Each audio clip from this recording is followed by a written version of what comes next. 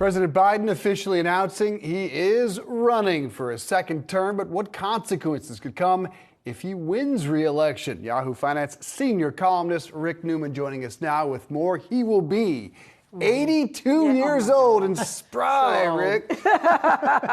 Remember when he threatened Donald Trump to a push-up contest? Oh my! I mean, we really should revive see that for the 2024 election. My money would be on Biden, actually. Yeah. So I think Biden doesn't excite people. Let's just put that out there, right? He has a fairly low approval rating. So I know a lot of voters are kind of 41.8. Yeah, a lot of voters are like, yawn, more. So you might think that Biden's had kind of a sleepy presidency so far, and if he had a second term, it would just be an extension of the nap. Not true. There are some fairly large things at stake if Biden were to get a second term. So let's go back to what he wanted to do this first term. Right. He did try to raise taxes on the wealthy and on businesses, and he couldn't get that through the Senate.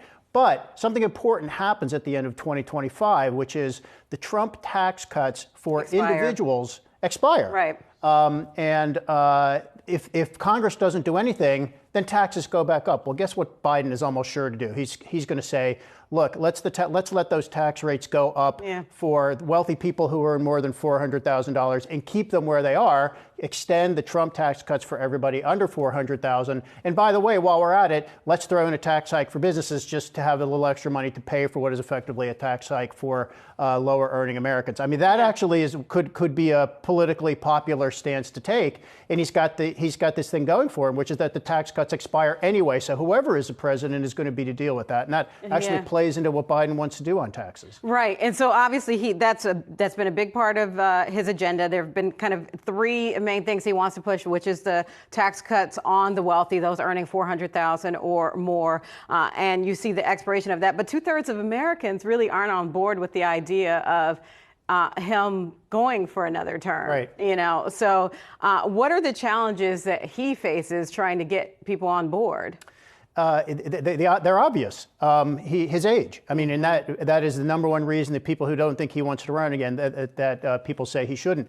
But those polls are when you sort of give people an open-ended question. Right. If you could choose your candidate, would it be Biden or somebody else? That is different from saying, here are your two candidates, Biden, and let's say it is Trump again. If it's Trump again, then you can see this in Biden's 3-minute re-election announcement video. He's already running against Trump. He's running against the MAGA Republicans.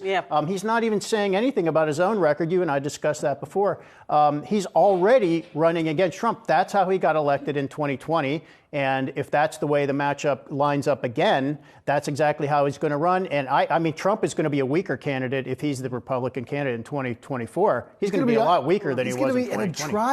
He's going to be in a trial. He might be convicted. Will be the backdrop. He could be convicted. The legal issue. This is true. By the time of the 2024 election. It's just interesting you mentioned that video because he has an incredible agenda, whether you like him or not. He's accomplished as much as any modern day president. And that is not a video highlighting his accomplishments. No, he doesn't say anything about his accomplishments. It's a thematic video, if you will. I stand for America. A lot of pictures of him talking with union people at union halls and ordinary folks. It's what look like school board meetings and stuff like that. I don't know how many people are going to base their vote on what's in Joe Biden's. Right. They will not. We have 18 months of this. We're going to have all kinds of commercials, debates. He does frequently tout what has happened in the Biden economy. Some of that is just plain luck. He happened to come in just as his COVID recovery was really picking up. It is true. Job creation under Biden has been the strongest of any president in modern history. That is true. Depends whether you think he deserves credit for that. We've also had high inflation under Biden. So we'll have to see what state the economy is in around this time in 2024. Right. So you're right. We have plenty of time to cover this. Thank you so much, Rick Newman.